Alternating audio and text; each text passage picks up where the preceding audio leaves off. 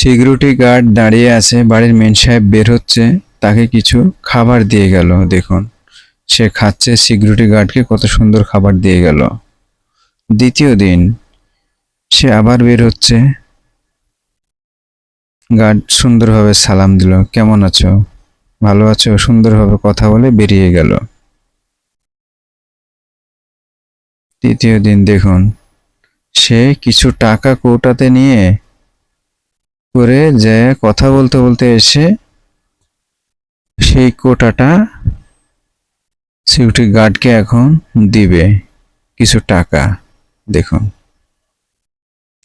হ্যাঁ, আমাদের অনেকের বাসায় এমন সিকিউরিটি গার্ড থাকে, তাদের দিকে একটু খেয়াল রাখা আমাদের দরকার। তার বিপদ আপদ একটু দেখুন।